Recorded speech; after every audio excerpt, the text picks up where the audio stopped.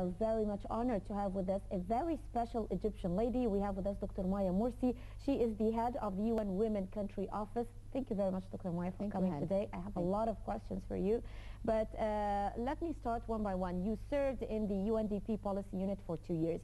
How was the experience for you, and what were the main issues that you tackled? Actually, I was very young at this age. When I entered, I was just a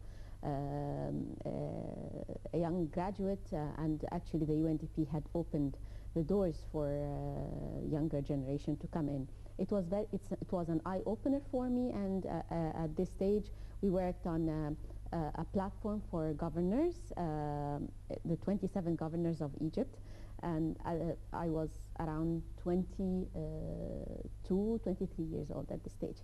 It was very interesting. I dealt almost with the 27 governors for capacity development, for national planning.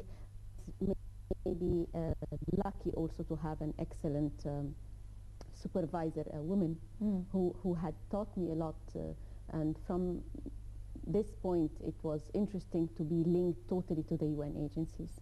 Did this all enrich your experience and your career? I mean, did you get, at a very early age, like 22 or 23, a fresh graduate, not knowing perhaps much of women's issues, but taking such post and being exposed to you said, all these governors and mentalities, how did this affect your Actually, career? I had prepared it a long time ago. When I was in the university, I was very much specialized in UN or international organizations, so I was prepared from the technical point side.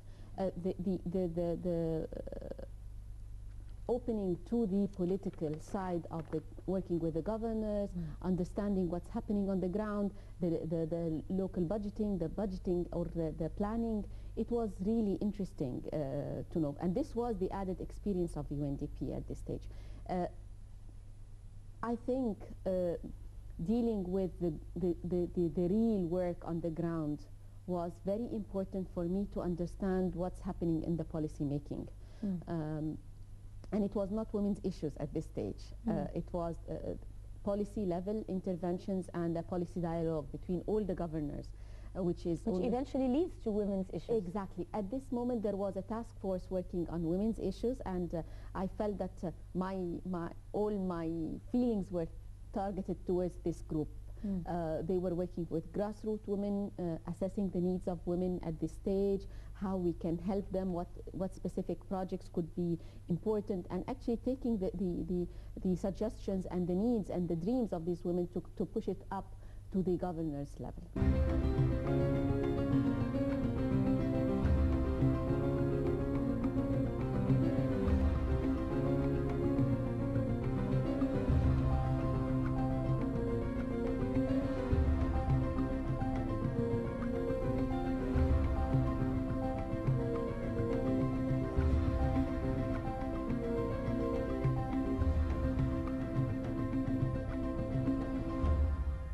And this leads me to a very important question, which is the current situation of women now. Now, after the revolution, there were many concerns by women and others regarding the status of women. Now we are having a new constitution, and there were concerns about the representation of women in the Constituent Assembly, in Parliament, in the new government, all this, because women are the best to voice their issues and concerns. How do you see this? Actually, yes, women can voice and are better positioned to voice women's issues, but they are important as representative of their percentage on the in the country, apart from only voicing women's issues. Women in the Constituent Assembly or in the Parliament or in any decision-making position do not only profile women concerns. They are working on social concerns at large, political concerns, economical concerns. So it's very important to have the decision-making positions reflecting what's the percentage of citizens on the ground. And it's 50-50 share. Yes. The Egyptian women are almost 50% of the society.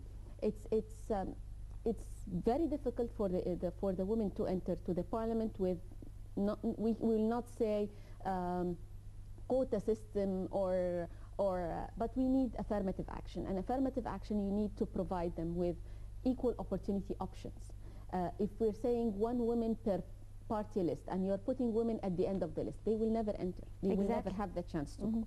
And this is very important. The design of the party list or the design of the lists themselves has to put into consideration the composition of the society. So it's not only adding women to complete the list and check the box that we have one woman in the. So it is a problem that we ended up with almost around 2% of women in the parliament. With the Constituent Committee, we have 7%, and this is also not reflecting the Constitution of Egypt is actually designing the future of Egypt, and it's fair. It's really fair to have a fair composition of designing the future of Egypt. So I'm not seeing it as representation, but I'm seeing it as designing the future of Egypt. I think Egyptian women have the right to be on a 50-50% dialogue or decision making in the Constituent Committee.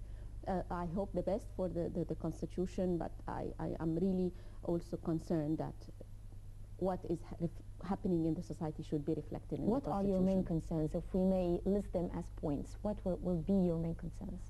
The interpretation.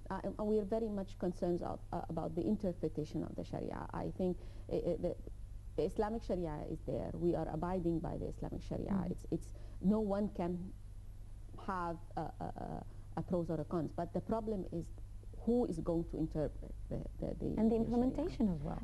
The problem is the enforcement again, the enforcement of the legislation. Yes, you might have a good constitution, an excellent constitution, but the